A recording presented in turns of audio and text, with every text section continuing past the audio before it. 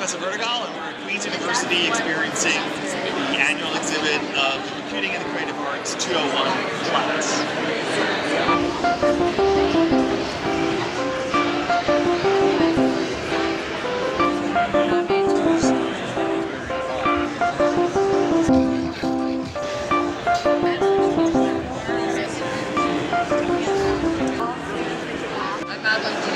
My name is Ruchi Wei.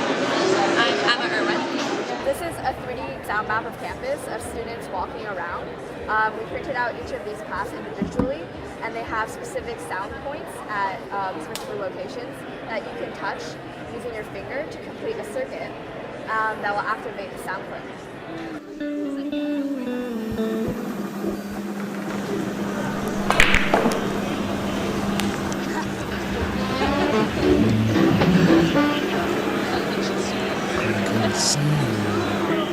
That's very neat, yeah.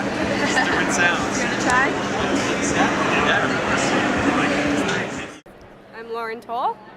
I'm Laura Wyatt. And I'm Mark Bernier. So our project represents a world map, and a user can go into it and type in a Google search, and based on where people are searching that around the world, the map will raise the fluid. So the data is within the last year, so per continent, whatever region that search term typed in was most popular, the larger the effect will be. So the bigger the ripples, the more that search term was searched within the last year in that region. Underneath the fluid, we have an array of 8 solenoids, electromagnets that are being powered by these power supplies. So once we get the table of data from the Google archives, we translate that into different voltages that we feed to the magnets. So a magnet with a bigger popularity data will be fed more voltage than the others, so the reaction will be bigger. My name's Tom Henbest. I'm Victoria Porter. I'm Sarah Muma. And this is our scratch vase. This sculpture is meant to allow for an analog interaction with sound files. So being able to scratch sounds and having that amplified and played back to you.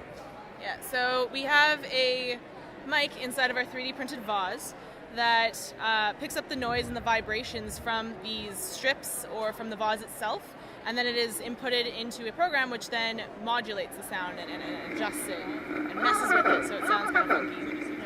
So when people come up, we don't really explain to them exactly how they're meant to interact with it, because they can it's up to them how they want to do it. So once they kind of scratch the vase and hear some feedback, then it encourages them to try out where else they can get sound from and how they can get it out differently. And then it gets to them leading to the strips and kind of figuring it out for themselves and playing around with it. What's your names? Adele. Florian. Right here we have a 3D printed object that was generated using the software called Max MSP. The ridges on the top are like a solidified version of a sound file. It's an FFT, and so this is all audio on top. And inside there is a device with an accelerometer in it, and so when you move it, it distorts the original sound that was that created these files.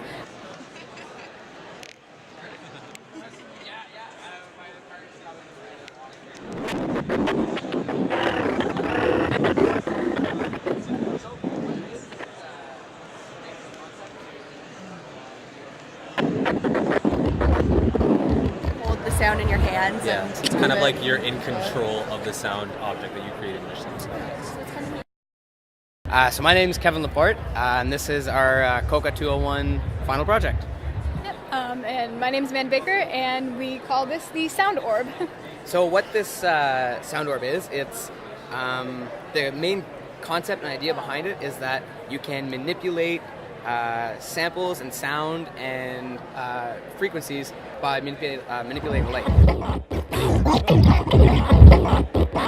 What we've done is we've embedded photoresistors into this structure, and depending on how much light, whether it be ambient or directed light, it will send an input into our computer, and we throw that into our patcher software, and it does funky stuff with some music. So by itself, it's kind of like its own little instrument, and it's really fun to play with and just kind of to see what sounds come out of it, because Even though we know how it's programmed, even like we find sometimes unpredictable sounds come out of it. It's really funny watching other people be like, whoa, like that does that. It's reacting really to it, yeah.